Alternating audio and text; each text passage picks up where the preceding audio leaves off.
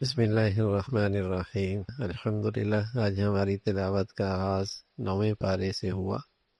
حضرت شعیب علیہ السلام نے جب اپنے قوم کو برائیوں سے اور فساد سے روکا اور انہیں تنبیہ کی، قوم کے سردار مقابلے پہ آ گئے، کہنے لگے یا تو تم اپنے دین کی طرف واپس لوٹو، اپنی آبا و اجداد کے زندگی کو واپس قبول کرو، یا تمہیں اور تمہارے پیروکاروں کو اس بستی سے نکال دیں گے۔ حضرت شعیب علیہ السلام نے فرمایا جو کرنا ہے کر لو، مجھے اپنے اللہ پہ بھروسہ ہے، اپنے اللہ پہ اعتماد ہے۔ پھر اللہ نے اس قوم شعیب کی ہلاکت کا تذکرہ فرمایا، پکڑ ایسی آئی کہ ٹھنڈے ہو گئے۔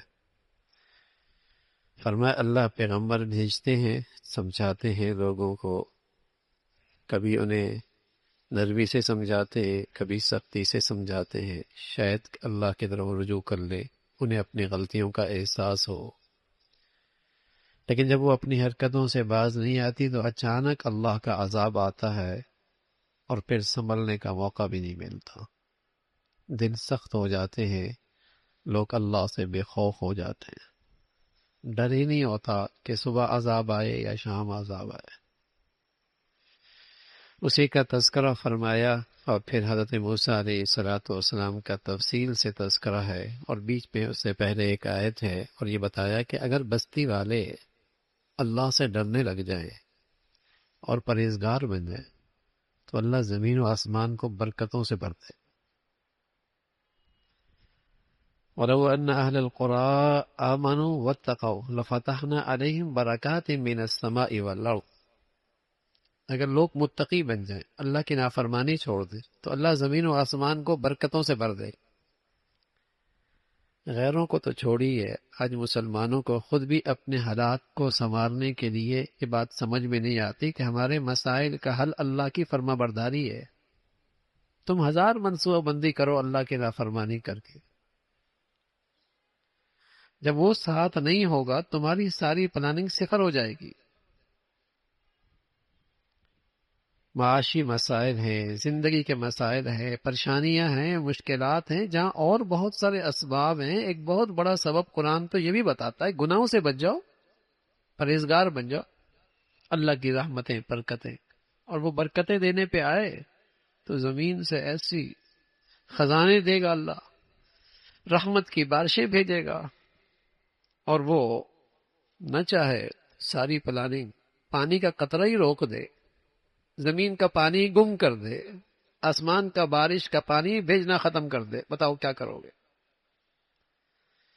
فرمایا متقی اور پرہیزگار بن جاؤ، زمین و آسمان کو برکتوں سے بھر دیں گے۔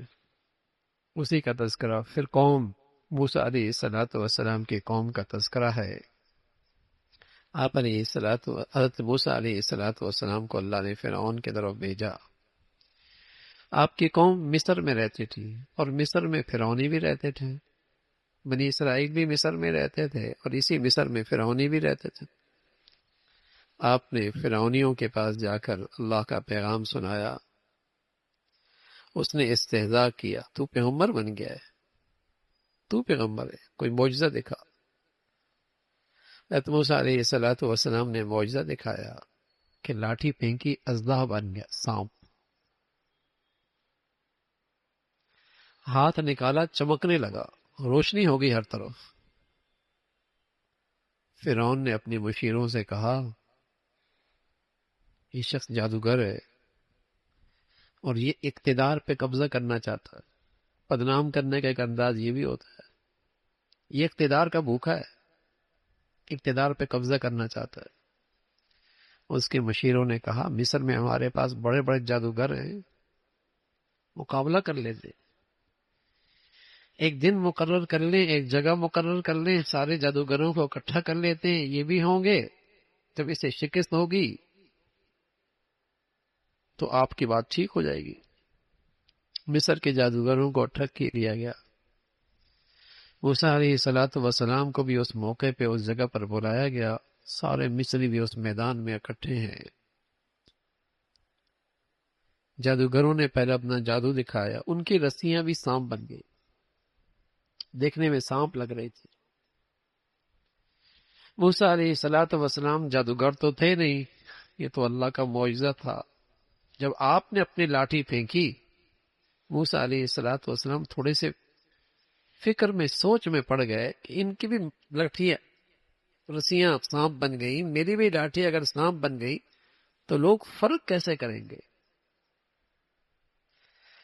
اللہ رب العزت نے موسیٰ علیہ الصلوۃ والسلام سے فرمایا تسلی رکھی، آپ لاٹھی تو پھینکے، لاٹھی جب پھینکی تو وہ ایسا اژدہا بنا کہ ان کی ساری لاٹھی وہ سارے سانپ کھا گئے۔ جادوگر اپنے فن میں ماہر فوراً سجدے میں گر گئے کہ ہم موسیٰ اور ہارون کے رب پر ایمان لے۔ سمجھ گئے یہ شخص جادوگر نہیں، اللہ کا نبی ہے۔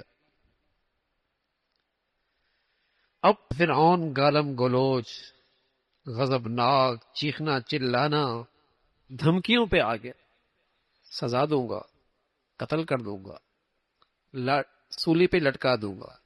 اللہ اکبر۔ وہ جادوگر ابھی کافر تھے، ابھی ایمان لے آئے، لیکن ایمان بھی ایسا ملا، سبحان اللہ، اس کی جڑیں دل میں پیوست ہو گئی۔ ویسے تو یہ بھی معجزہ تھا کہ لاٹھی سانپ بن گئی، ہاتھ چمکنے لگا، لیکن اس سے بھی بڑا معجزہ کہ اللہ رب العزت نے اس ایمان سے ان جادوگروں میں ایسا انقلاب پیدا کر دیا، کیا تو ہماری جان لے گا تو کیا ہوا، ہم تو اللہ کے پاس چلے جائیں گے۔ سبحان اللہ۔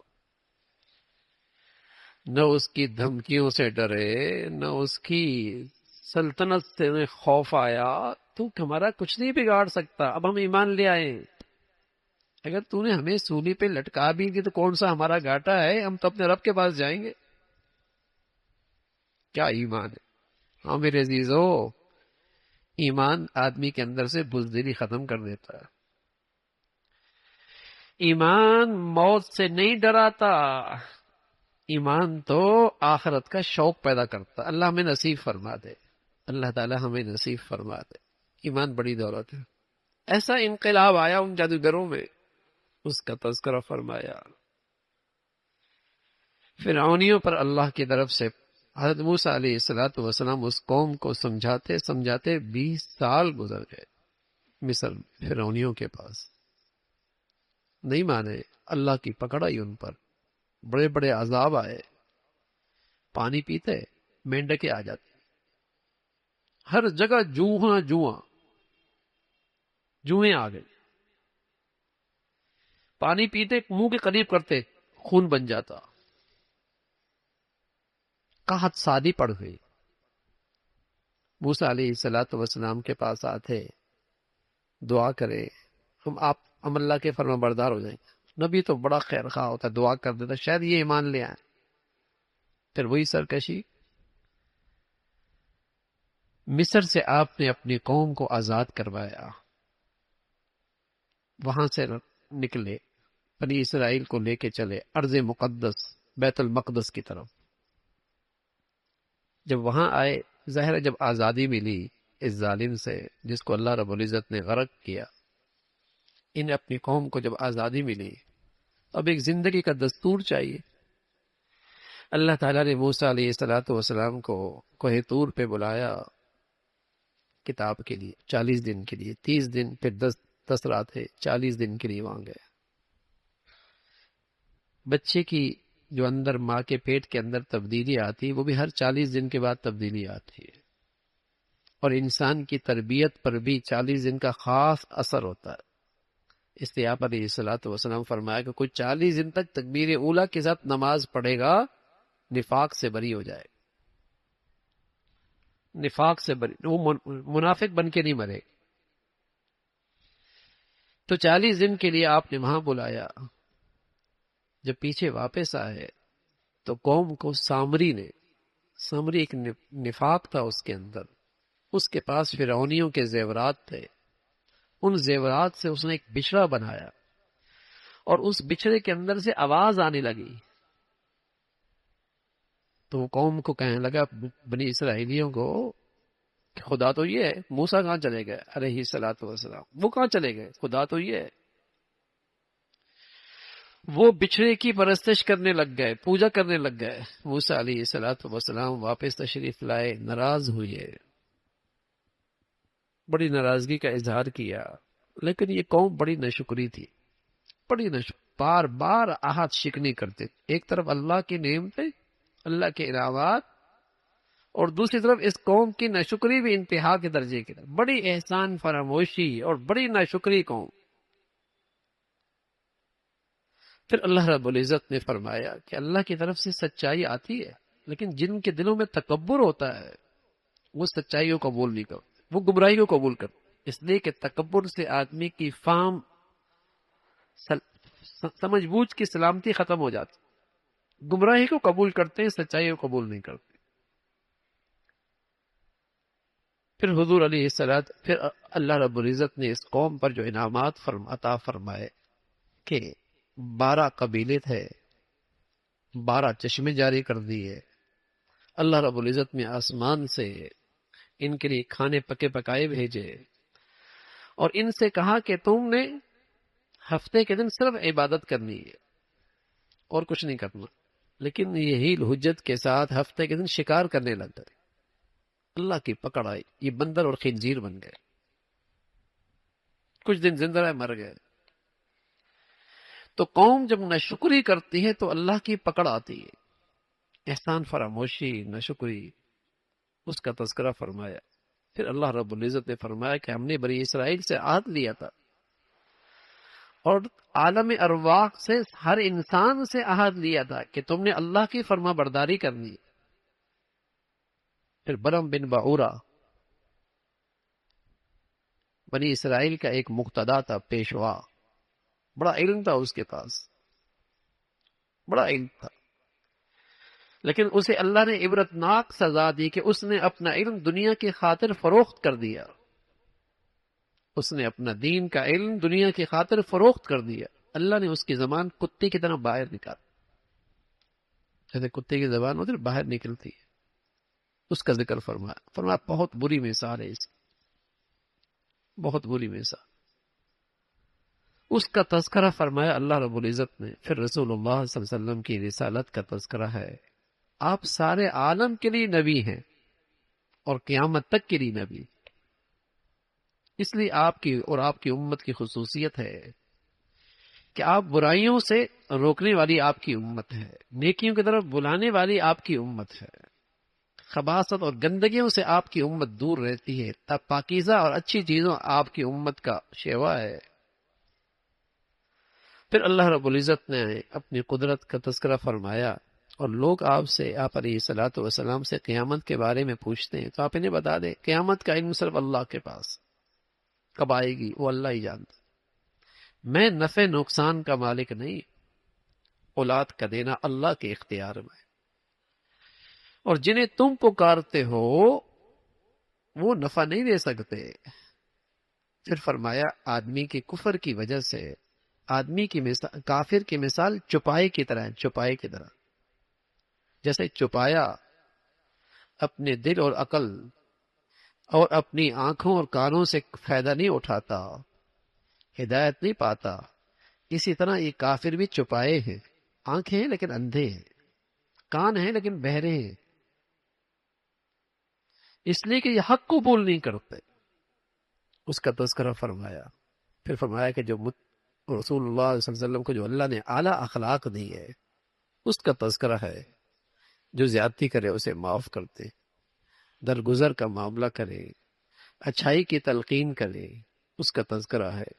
پھر متقی آدمی، پرہیزگار آدمی، اس سے بھی اگر غلطی ہو جاتی ہے لیکن فوراً بیدار ہو جاتا ہے، اپنی غلطی کو سمجھ جاتا ہے، توبہ کر لیتا ہے۔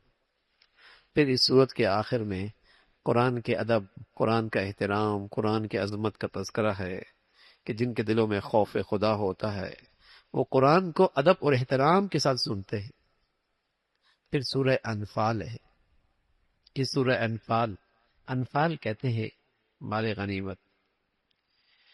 اسلامی تاریخ میں سب سے پہلا غزوہ، غزوات کی پہلی بنیاد غزوہ بدر سے ہے، پہلی مرتبہ مسلمانوں کو پاس غنیمت کا مال آیا، اس کی تقسیم کا طریقہ بتایا، اور ساتھ یہ بھی فرمایا کہ متقی رہو گے تو آپس میں محبت سے رہو گے، اور اگر خوف خدا نکل گیا تو پھر تمہارا آپس میں اتفاق بھی نہیں رہے گا۔ اتفاق کے لیے خوف خدا ضروری ہے۔ نیک لوگوں کے اندر بھی انبن ہو جاتی ہے، لیکن خوف خدا جلدی دلوں کو صاف کر دیتا ہے، دلوں کو صاف کر دیتا ہے۔ تو تقوی رہے گا، خوف خدا رہے گا تو آپس میں تمہارا اتفاق رہے گا۔ اگر خوف خدا نہ رہا تو تمہارا اختلاف دشمنیوں کا باعث بن جائے گا۔ پھر ایمان والوں کی صفات کا تذکرہ ہے۔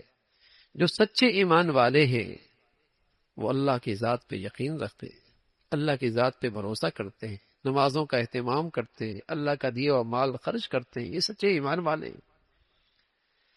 پھر غزوہ بدر کا تذکرہ ہے کہ اللہ رب العزت نے ایک چھوٹی سی جماعت سے اتنے بڑے لشکر کو ایسی شکست دلوائی کہ سر کی آنکھوں سے دیکھا کہ یہ حق ہے اور یہ باطل ہے۔ اللہ رب العزت ہمیں بھی یہ نظر نصیب فرما دے۔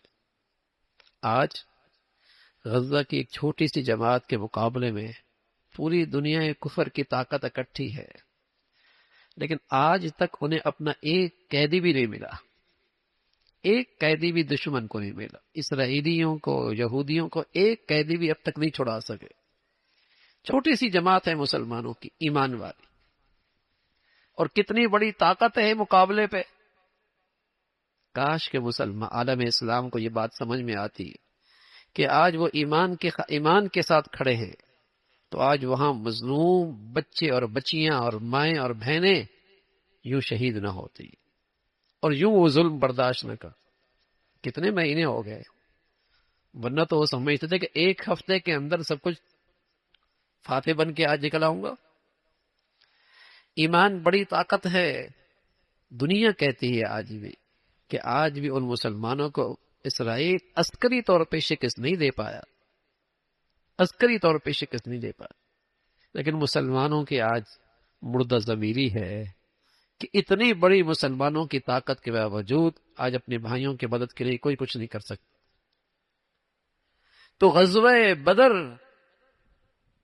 جس میں اللہ رب العزت نے مسلمانوں کو فتح دی اور غلبہ نصیب فرمایا اور ایمان والوں کو تلقین فرمایا، ایمان والوں جب میدان جنگ میں ہو تو فرار اختیار نہ کرو ورنہ اللہ کا غضب آئے گا، اور ہمیشہ اللہ اور اللہ کے رسول کی اطاعت کرو، اپنی نبی کی آواز پہ لبیک کہو، ڈرو اس فتنے اور اس عذاب سے جو صرف بدکار اور برے لوگوں پر نہیں آتا، ان نیک لوگوں پر بھی آتا ہے جو برائی دیکھتے ہیں اور برائی کو روکتے نہیں۔ اللہ کے اس عذاب سے ڈرو۔ پھر بتایا کہ ایمان والو جو اگر تم تقوی اختیار کرو گے تمہاری خطاؤں کو اللہ معاف فرما دیں گے، اور تمہارے دل میں اللہ رب العزت فرقان پیدا کرے۔